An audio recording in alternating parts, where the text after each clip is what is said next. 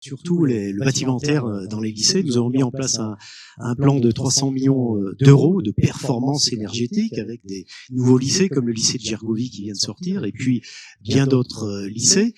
Des gros travaux de restauration, d'isolation, parce que nous avons hérité d'un certain nombre de lycées passoires thermiques. Alors, quand nous sommes arrivés, le plan a permis de supprimer les 50 lycées les plus passoires. Ensuite, nous avons mis en place à travers ce plan, donc là vous dites sur l'ensemble de la région. Sur l'ensemble de Auvergne-Rhône-Alpes, nous avons 300 lycées. Nous avons remplacé par exemple 150 chaufferies.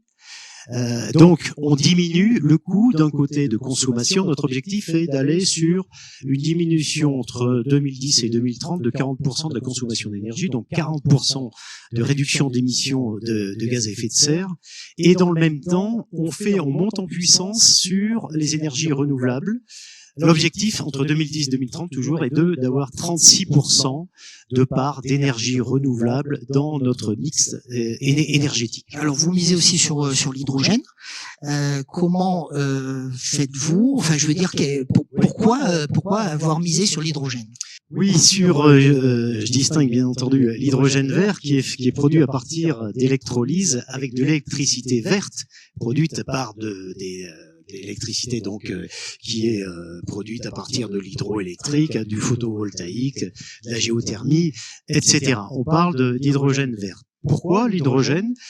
Parce que nous nous sommes rendus compte que sur le territoire Auvergne-Rhône-Alpes, nous disposions finalement de tous les industriels, de tous les fabricants de la filière, des fabricants de stations d'hydrogène, des fabricants d'électrolyseurs, des fabricants de piles, et finalement d'un enjeu écologique, on a fait un enjeu économique également. Donc on a groupé toutes ces sociétés, toutes ces entreprises. Nous avons remporté des appels d'offres avec Michelin, Engie. Nous avons monté une société, une SAS, Impulsion, dans laquelle le conseil régional est majoritaire. Et donc, nous avons mis en place pour 70 millions, avec 70 millions d'euros, donc une participation de la région de 15 millions, un vaste plan. Et qui se voit aujourd'hui, puisque nous mettons en place, nous déployons 20 stations hydrogène, 14 électrolyseurs, dont 3 gros, un important à Clermont.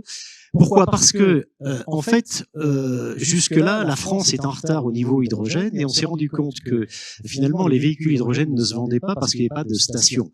Et les stations, ne se montaient pas parce qu'il n'y avait pas de véhicules hydrogène. Donc, il fallait prendre le taureau par les cornes.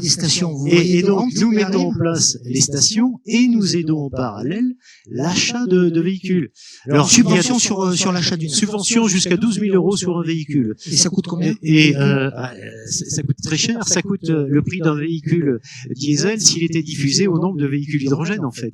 Le problème, c'est la diffusion. Donc, quand on augmentera la production de véhicules hydrogène, ils seront au niveau du prix des véhicules diesel. Mais ce que je voudrais dire, c'est que ce plan, il vise à aider l'achat de 1000 véhicules. Et j'encourage tous les chefs d'entreprise, les institutionnels, à se doter de véhicules hydrogène, parce que demain, quand nous aurons la ZFE, par exemple, en ville, et je regarde Olivier Bianchi, eh bien, celui qui disposera d'une camionnette, d'un véhicule léger, hydrogène aura des facilités, je pense aux artisans, à tous ceux qui doivent se déplacer en ville. Et ce plan de 20 stations, 14 électrolyseurs, 1000 à la sortie, ça correspondra à 4 300 000 litres de diesel évités et 13 000 tonnes de CO2 non émis. Donc ça, c'est du concret, c'est l'écologie comme on l'aime, nous, au conseil régional, c'est-à-dire une écologie qui est positive, qui est concrète et qui est innovante. Une minute encore avec vous, Jean-Pierre Bonas. Vous vouliez aussi donner la position du conseil régional Auvergne-Rhône-Alpes sur le nucléaire. Pour vous, c'est une erreur que de refuser d'une certaine partie le nucléaire. Je crois que l'énergie, ça se discute et ça se conçoit sur le temps long. Je ne sais pas si nous n'avions pas tourné le dos au nucléaire comme ça a été avec toutes ces tergiversations depuis les derniers mandats. Moi, je suis et je le dis, on aurait eu une position claire de soutien fort et entier à la filière nucléaire. Aujourd'hui, on n'achèterait peut-être pas de l'électricité à des centrales au charbon en Allemagne au prix que l'on connaît. Donc finalement, je crois que sur l'énergie, il faut faire attention aux lobbies, il faut faire attention aux pressions.